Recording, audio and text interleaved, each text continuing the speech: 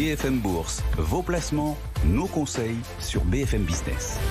On voit l'inflation, en tout cas les hausses de prix qui s'installent. Quel impact sur les placements les plus traditionnels? Les taux faibles de certains de ces placements risquent-ils d'apparaître, ces placements, surtout ces rendements, de plus en plus négatifs à mesure que l'inflation va s'ancrer et s'installer dans la durée? Hugo Bompard vient de nous rejoindre. Bonjour. Bonjour Guillaume. Fondateur de Finance Hero, Finance Trade Union Hero. Quels sont les placements qui, d'après vous, pourraient particulièrement souffrir de l'inflation et qu'il faudra peut-être apprendre aussi à éviter? Oui, tout à fait. En fait, le premier constat qu'on peut faire, c'est qu'avec une inflation en France de 2,8% sur les chiffres de novembre, il n'existe plus de placement sans risque qui n'ait pas un taux réel négatif. Autrement dit, que ce soit avec le livret A, le PEL ou même le fonds euro d'une assurance vie, eh bien tous ces placements vous font perdre de l'argent dans le monde réel. Et ça, c'est de plus en plus vrai aussi pour la majorité des actifs obligataires. Donc en effet, la question qui peut se poser, c'est est-ce que pour autant on peut se priver d'une épargne de précaution? Je pense que ça serait un petit peu excessif.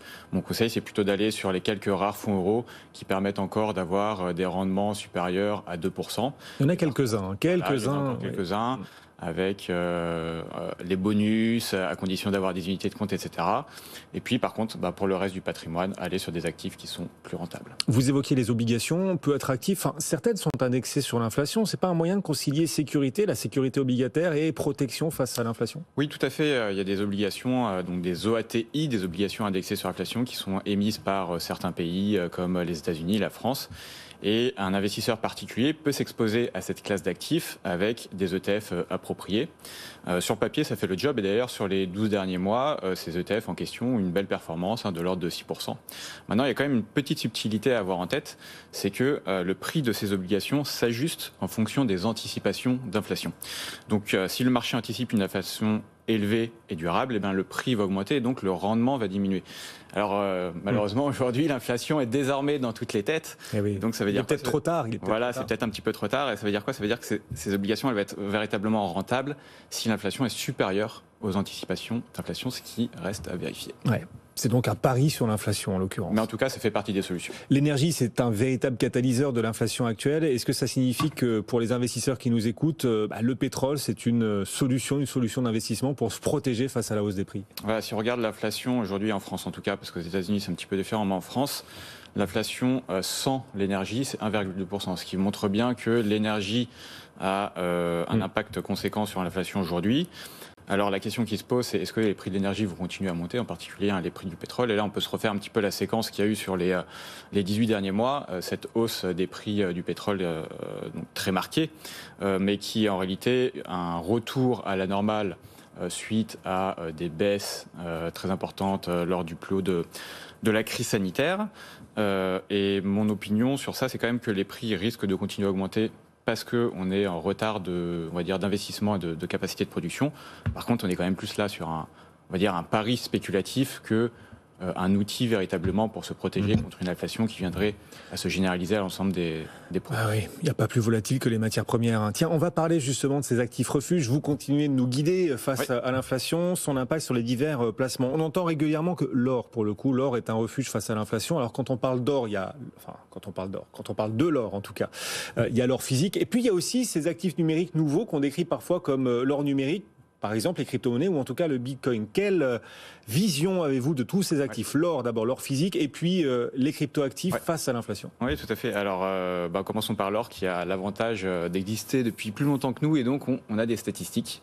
Moi, j'aime bien les statistiques. Et alors, ce que nous disent ces stats, c'est que sur l'or, en effet, vous avez raison, l'or, c'est en fait l'actif le plus corrélé à l'inflation. Donc ça, c'est le premier point. Le deuxième point, c'est que l'or, ce qu'on observe, c'est que c'est surtout en période d'hyperinflation, donc de très forte inflation, qui va surperformer les autres classes d'actifs.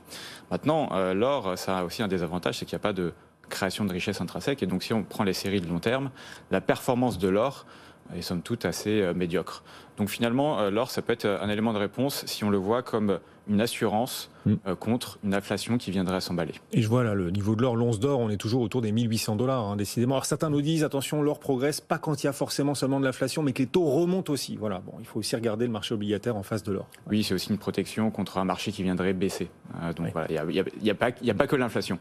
Et alors, l'or numérique, enfin, certains ouais. n'apprécieront pas qu'on l'appelle comme ça. En tout cas, le Bitcoin, les cryptoactifs, est-ce que c'est une idée qui peut vous sembler intéressante face à l'inflation ? Le Bitcoin, oui, c'est intéressant dans le sens où le Bitcoin il a été créé en partie sur cette opposition aux politiques monétaires inflationnistes, avec cette idée qu'il y a un nombre d'unités de Bitcoin qui est limité, donc pas de création excessive d'unités, à 21 millions, le fameux chiffre.